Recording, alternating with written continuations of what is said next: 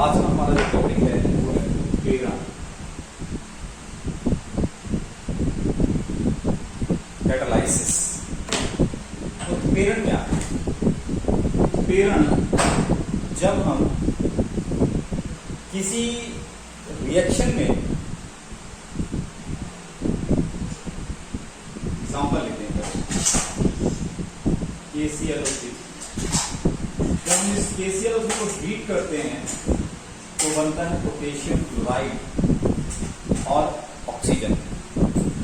Potassium chloride और oxygen बनता है अगर हम इसको हीट करते हैं, लेकिन ये बहुत स्लो प्रोसेस है।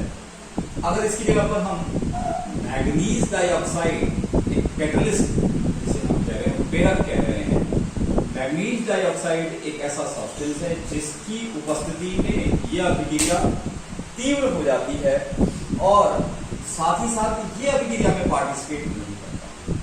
तो ऐसी अभिक्रिया जिसमें कोई पदार्थ उस अभिक्रिया की गति को बढ़ाता है लेकिन स्वयं उस अभिक्रिया में भाग नहीं लेता, उसे उत्प्रेरक कहते हैं। और उत्प्रेरकों द्वारा संपन्न होने वाली अभिक्रियाओं को उत्प्रेरण कहते हैं।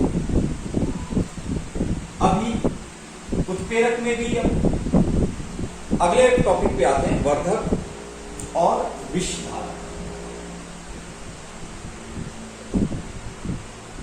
वर्धक एवं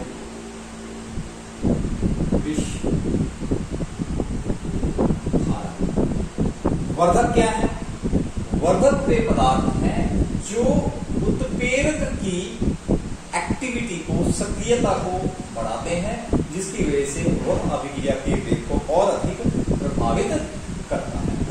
दूसरी जगह पर अगर हम विषधारक की बात करें तो विषधारक वे पदार्थ हैं जो उत्प्रेरक की एक्टिविटी, सक्रियता को घटाते हैं और वह भी क्या करते हैं, अभिक्रिया के वेग को कम कर देते हैं। जब उत्प्रेरक की सक्रियता घट जाएगी तो उत्प्रेरक की सक्रियता घटेगी तो वो उसका प्रभाव भी घट जाएगा। अब अगर हम उत्प्रेरण को फेज के आधार पर, अवस्था के आधार पर बांटे तो यह दो भागों में बांटा जा सकता है, समांगी उत्प्रेरण एवं विषमांगी उत्प्रेरण। समांगी उत्प्रेरण जिसमें अभिकारक एवं उत्प्रेरक दोनों समान प्रावस्था में पाए जाते हैं, तो ऐसे उत्प्रेरण को समांगी उत्प्रेरण। एग्जाम्पल देखिए, आजकल ये lead chamber process sulphuric acid के बनाने में यूज हुआ करता था। आजकल इस पर बैन है। लेड ऑक्साइड जो है वो बहुत सारे लंग डिसीजेस करता है, तो आजकल कॉन्टैक्ट प्रोसेस से बनता है, लेकिन पहले लेड चैम्बर प्रोसेस का भी इस्तेमाल होता था सल्फ्यूरिक एसिड को बनाने में। सल्फर डाइऑक्साइड जब ऑक्सीजन से रिएक्ट करता है तो बनाता है सल्फर डाइऑक्साइड। ये मेन रिएक्शन है जो सल्फ्यूरिक एसिड में यूज होती है। और यहाँ पर जो कैटलिस्ट है वो कैटलिस्ट हम यूज करते हैं नाइट्रिक एसिड है। ये नाइट्रिक एसिड कैटलिस्ट का यूज किया जाता है। अच्छा, दूसरा ले लीजिए समांगी। यहाँ पर क्या है, ये भी गैस है, ये भी गैस है और हमारा नाइट्रिक ऑक्साइड ये भी गैस है। तो अभिकारक पदार्थ और उत्प्रेरक पदार्थ सारे के सारे कैसे हैं, गैसीय अवस्था में है, यानी समान अवस्था में है, इसीलिए इसको क्या कहा गया, समांगी। ऐसी अभिक्रियाएं, ऐसी उत्प्रेरण अभिक्रियाएं जिसमें अभिकारक और उत्प्रेरक दोनों समान अवस्था में पाए जाते हैं, उन्हें समांगी उत्प्रेरण कहते हैं। एक एग्जांपल और ले लेते हैं, हाइड्रोलाइसिस ऑफ ईस्टर ले लेते हैं। CH3 COO CH3 यह मैथिल एसिडेट लिक्विड या एक्वस स्टेट, वाटर से रिएक्ट करा दीजिए लिक्विड स्टेट, और क्या बनेगा, CH3COOH प्लस CH3OH।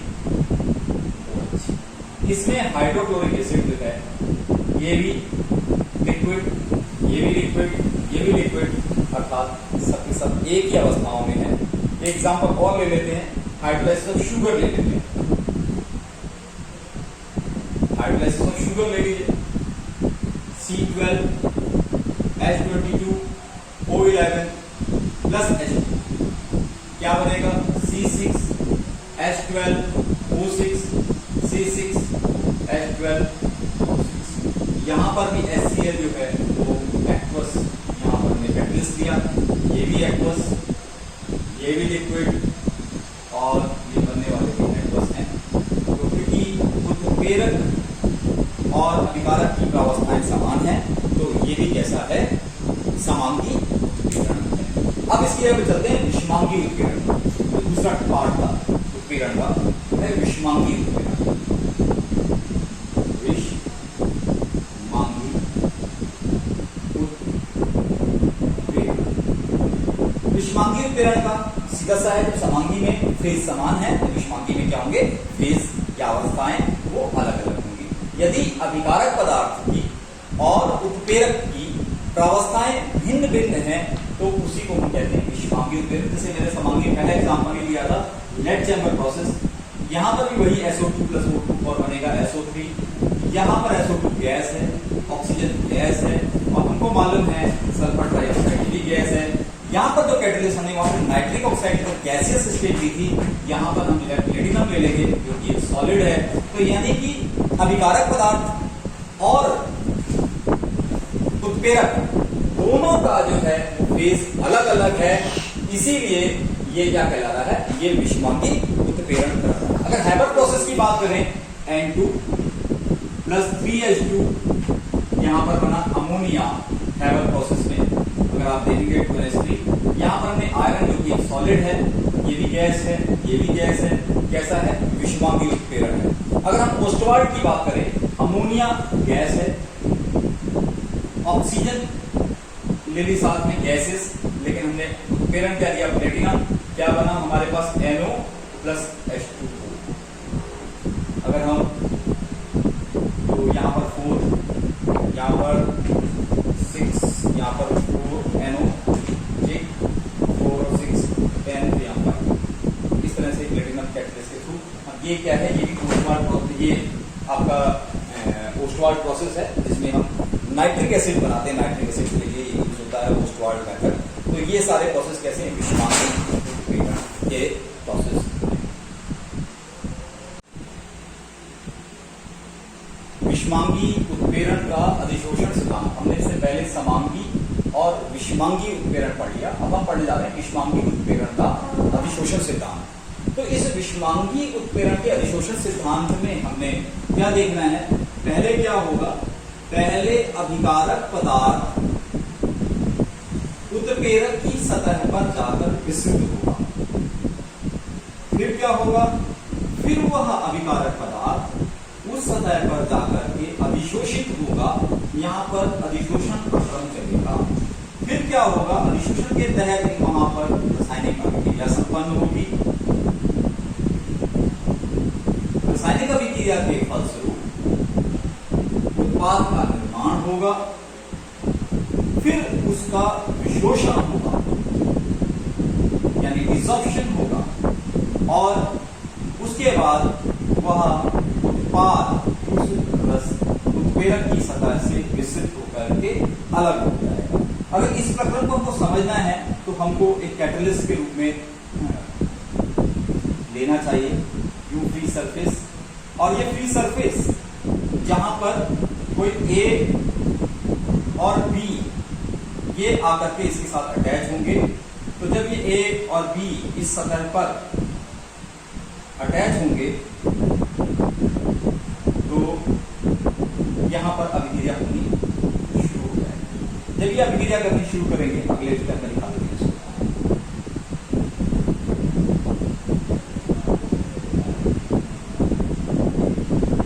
तो यहां पर जब ये अगले स्टेप में A B के साथ जुड़ना शुरू होगा, और अगले ही स्टेप में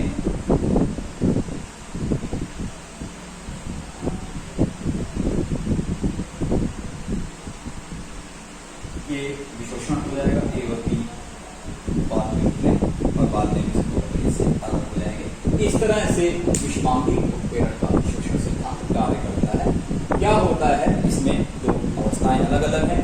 हमने उत्प्रेरक को ठोस मान लिया और जो पदार्थ उसके द्वारा क्रिया करने वाला है वो गैस है। तो जब गैस उसके ऊपर मिश्रित होगा तो सबसे पहले मिश्रण होगा, मिश्रण के बाद अवशोषण होगा, अवशोषण के बाद रासायनिक अभिक्रिया के बाद विशोषण और विशोषण के बाद फिर से वह उत्पाद विकसित करके जो है इस क्रिया, इस तरह से विषमांगी उत्प्रेरण को संपन्न कराया जाता है। अब हम थोड़ा सा ध्यान देंगे ठोस उत्प्रेरकों की महत्वपूर्ण विशेषताएं, क्योंकि हम अब ठोस उत्प्रेरक के हमने पढ़ लिया उत्प्रेरण क्या है, फिर उत्प्रेरण के टाइप समांगी विषमांगी उत्प्रेरण क्या है, फिर विषमांगी उत्प्रेरण का हमने क्रियाविधि भी देख ली। अब हम देखते हैं कि ठोस उत्प्रेरकों की महत्वपूर्ण विशेषताओं पर चर्चा करते हैं। तो पहला पॉइंट हम लेते हैं सक्रियता। हम क्या पॉइंट ले रहे हैं, सक्रियता। अब अगर हम इस सक्रियता पर अगर हम डिस्कस कर रहे हैं तो हम ये कह सकते हैं कि ये सारा सरफेस केमिस्ट्री से रिलेटेड है, पृष्ठ रसायन से इसका संबंध है। तो जब सक्रियता की बात आ रही है तो सीधी सी बात है कि कोई भी अभिकारक जो अभिक्रिया कर रहा है वह उस कैटलिस्ट के ऊपर क्या होगा, उस उत्प्रेरक के ऊपर एब्जॉर्ब होगा, तो उसकी कितना ज्यादा वो उस पर अधिशोषण हो पा रहा है। तो ये अधिशोषण की क्षमता पर, अधिशोषण यानी एब्जॉर्प्शन की क्षमता पर, द पावर ऑफ एब्जॉर्प्शन पर उस सब्सटेंस के निर्भर करेगा उसकी सक्रियता।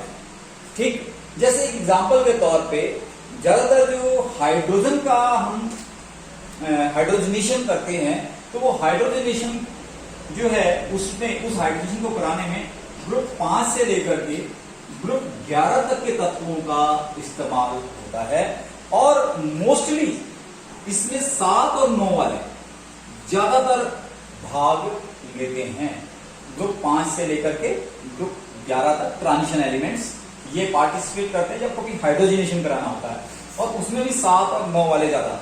अगर हम एक एग्जांपल के तौर पे देखें, वेजिटेबल ऑयल ले लें और हाइड्रोजन ले लें, तो यहां पर हम प्लेटिनम कैटलिस्ट का इस्तेमाल कर रहे हैं, तो क्या बन जाएगा, वेजिटेबल घी बन जाएगा। तो प्लेटिनम जो है वो हम यहां पर ग्रुप का इस्तेमाल हम करते हैं। तो ये है सक्रियता। और दूसरा है वर्णात्मकता।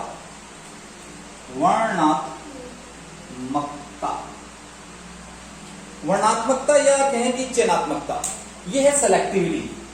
किसी भी उत्प्रेरक, कौन सा उत्प्रेरक कौन सी अभिक्रिया, देखिए कार्बन मोनोऑक्साइड है और वो हाइड्रोजन से अभिक्रिया कर रहा है, कार्बन मोनोऑक्साइड है वो हाइड्रोजन से अभिक्रिया कर रहा है, बन रहा है मैथिन। कार्बन मोनोऑक्साइड है, हाइड्रोजन से अभिक्रिया कर रहा है, बन रहा है मैथिल अल्कोहल। कार्बन मोनोऑक्साइड है, हाइड्रोजन से अभिक्रिया कर रहा है, वो बन रहा है फॉर्मल्डिहाइड। यानी एक कार्बन मोनोऑक्साइड एक हाइड्रोजन से अभिक्रिया करके मैथेन और वाटर बनाता है, एक कार्बन मोनोऑक्साइड हाइड्रोजन से अभिक्रिया करके मैथिल अल्कोहल बनाता है, एक कार्बन मोनोऑक्साइड हाइड्रोजन से अभिक्रिया करके फॉर्मल्डिहाइड बनाता है। तो यहां पर कैटलिस्ट, कौन सा कैटलिस्ट कौन सी अभिक्रिया को संपन्न करते हैं, निकल का यूज किया। निकल जो है वो हाइड्रोजनेशन में यूज होता है।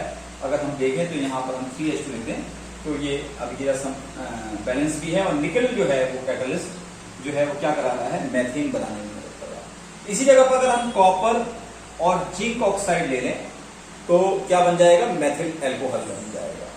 इसी तरह से कार्बन और मोनोऑक्साइड खाली कॉपर ले लें तो क्या बना देंगे हम, फॉर्मल्डिहाइड बना देंगे। तो इस तरह से वर्णात्मकता, वर्णात्मक मतलब चयनात्मकता, कि हम किस उत्प्रेरक का चयन करें किसी अभिक्रिया को संपन्न कराने के लिए। तो चयनात्मकता भी बहुत जरूरी है, वर्णात्मकता कहें या चयनात्मकता, सेलेक्टिविटी, जिस कैटलिस्ट का हम सिलेक्शन करेंगे, जैसी अभिक्रिया हमको चाहिए वैसे ही कैटलिस्ट का भी सिलेक्शन होगा।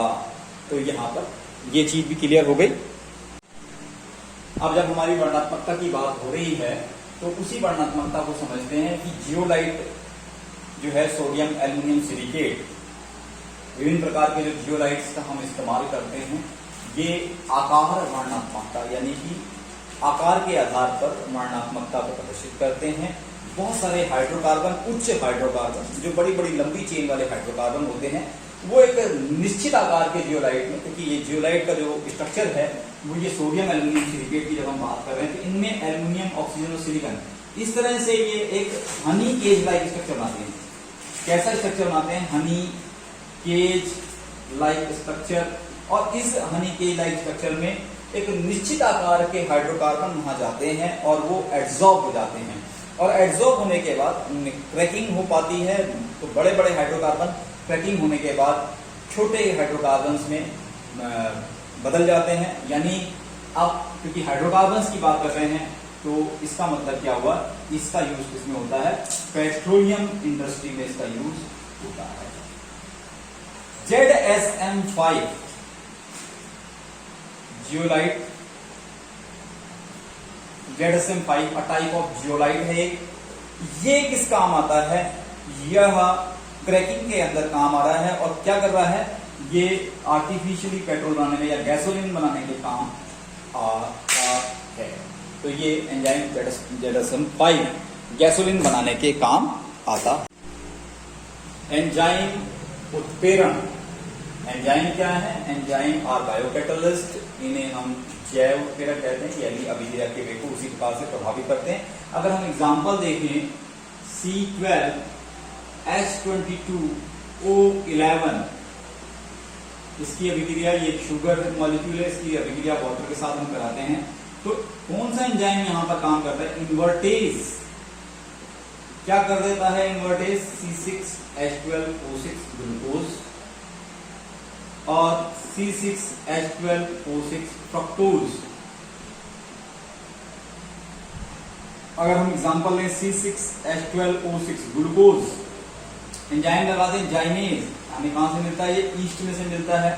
C2H5OH plus H2O plus CO2, तो CO2 रिलीज होती है, C2H5 प्लस CO2 रिलीज होती है जाइनेज एंजाइम से। और एग्जांपल ले लीजिए, स्टार्च C6H10O5N, ये क्या है? ये है स्टार्च। स्टार्च की रिएक्शन किससे करा दी हमने? N मॉलिक्यूल ऑफ वाटर से। यहां पर अगर हम 2 लिख दें तो यहां बन जाएगा C6H12H22O11। कितने मॉलिक्यूल? N मॉलिक्यूल बनेंगे, इसको बोलते हैं माल्टोज। कौन सा एंजाइम यहां पर लगेगा? माल्टेज। ज्यादातर सब्सटेंस के नाम से ही ये बन जाते हैं। माल्ट के ऊपर वर्क कर रहा है, माल्ट स्टार्च को बोलते हैं, तो माल्टेज एंजाइम लग गया, बना भी क्या? माल्टोज बना, शुगर। तो इस तरह से हम यूरिया में ले लेते हैं example, urea NH2CO NH2 plus H2O, enzyme लगा दिया हमने यूरिएज, तो क्या बनता है? Ammonia plus CO2। इस तरह से यूरिएज। तो ये एंजाइम उत्प्रेरण है। ये बहुत सारे एग्जांपल जो है ये एंजाइम उत्प्रेरण के हैं। अब हम देखते हैं एंजाइम की स्पेसिसिटी क्या है, क्या what is the difference in the enzyme and a catalyst.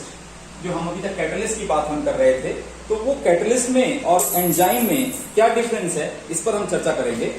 तो देखते हैं एंजाइम उत्प्रेरण के अभिलक्षण।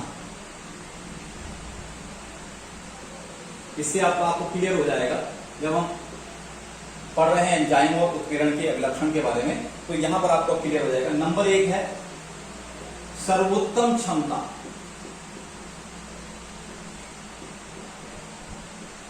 बहुत क्षमता होती है एंजाइम में और आसानी से मॉलिक्यूल्स को बदलता है। उच्च विशिष्ट प्रकृति, ऐसा कैटलिस्ट में कम देखने को मिलता है विशिष्ट प्रकृति, जबकि एंजाइम जो होते हैं उच्च विशिष्ट प्रकृति के होते हैं और पर्टिकुलर रिएक्शन में ही काम करते हैं। ऑप्टिमम टेम्परेचर चाहिए इनके लिए, एक विशिष्ट टेम्परेचर चाहिए, एक विशिष्ट ताप पर ही ये काम करते हैं। उससे कम पर भी काम नहीं करते, उससे ज्यादा पर काम नहीं करते, यानी कि ऑप्टिमम टेम्परेचर। और ऐसा माना जाता है कि इनका जो ऑप्टिमम टेम्परेचर है वो 25 डिग्री सेंटीग्रेड है, जिस पर ये काम करते हैं। ऑप्टिमम पीएच एक निश्चित पीएच पर ही ये काम करते हैं। कुछ एसिडिक मीडियम में काम करते हैं, देखिए स्टमक के अंदर जितने एंजाइम है वो सब एसिडिक मीडियम में काम करते हैं। उससे नीचे आइए, स्मॉल इंटेस्टाइन में जितने हैं वो पीएच मोर देन 7 पीएच पर काम करते हैं, बेसिक मीडियम में काम करते हैं। तो ये पीएच भी स्पेशलाइज्ड होते हैं। इसके अलावा पांचवा पॉइंट है सह एंजाइमों की उपस्थिति। सह एंजाइम, कोई ऑर्गेनिक मॉलिक्यूल जब कैटलिस्ट के साथ जुड़ जाता है और उस कैटलिस्ट की एक्टिविटी को बढ़ा देता है तो उसको हम बोलते हैं सह एंजाइम। कोई कहते हैं कोई विटामिन का पार्ट एंजाइम के साथ जुड़ जाए, है ना, को एंजाइम, तो उसको इस तरह से हम इनको क्या बोलते हैं, सह एंजाइम या को एंजाइम बोलते हैं। कभी कभी क्या करते हैं, थोड़े मॉडरेटर होते हैं जो मेटल आयंस हैं, वो भी क्या कर देते हैं, उस एंजाइम की सक्रियता को बढ़ाते हैं, आयरन, कोबाल्ट, इस तरह के ये। और अगला है संदमक एवं विष का प्रभाव। तो अगर हम कोई विष का प्रयोग करेंगे तो क्या हो जाएगा, कैटलिस्ट जो है उसकी एक्टिविटी को हम कम भी कर सकते हैं। अगर हमने इसकी एक्टिविटी, इसके अलावा इसकी क्रियाविधि को समझना है, अगर हमने एंजाइम की क्रियाविधि को समझना है तो एंजाइम जो है बहुत सारे मॉडल, बहुत सारे वैज्ञानिकों ने दिए, हम यहां पर पढ़ने जा रहे हैं लॉक एंड की मॉडल। लॉक एंड की मॉडल 4 किसके लिए है, ये एंजाइमों की क्रियाविधि के लिए। क्रियाविधि किसकी है, एंजाइमों की क्रियाविधि। यहां पर हमको एक समझना होगा, जैसे कोई सबस्ट्रेट है, वो क्या है, वो एक लॉक जैसा है, उस पर कोई एंजाइम काम करेगा, वो की, यानी प्रत्येक लॉक का एक स्पेसिफिक की ही होगा। अब प्रत्येक लॉक का अगर एक स्पेसिफिक की है तो वो, यानी कहने का मतलब ये कि सबस्ट्रेट लॉक मिलकर के वही जो हमने वहां पर बनाया था सरफेस पर, तो ये सबस्ट्रेट जो है इस एंजाइम के साथ अटैच हो जाएगा, यानी लॉक के साथ अटैच हो जाएगा। अब जब ये जुड़ जाएगा तो अगले स्टेप में क्या हो जाएगा, सबस्ट्रेट जो है वो किसमें बदल जाएगा, वो प्रोडक्ट में बदल जाएगा और एंजाइम जो है वो सेपरेट हो जाएगा। इस तरह से ये एंजाइम काम करते हैं लॉक एंड की मेथड पर। जो एंजाइम की क्रियाविधि है कि एक सबस्ट्रेट जब वो एंजाइम यहाँ के साथ जुड़ता है तो सबस्ट्रेट जो है एक लॉक स्पेशलाइज है और एक एंजाइम जो है कि उस सबस्ट्रेट को तोड़ने का काम करता है। तो इस तरह से एक सबस्ट्रेट जब लॉक के साथ जुड़ता है E+S बनता है और ES जब फिर से ब्रेक होता है तो वो फिर प्रोडक्ट प्लस E अलग कर देता है। ये है आपका लॉक एंड की मॉडल ऑफ एंजाइम।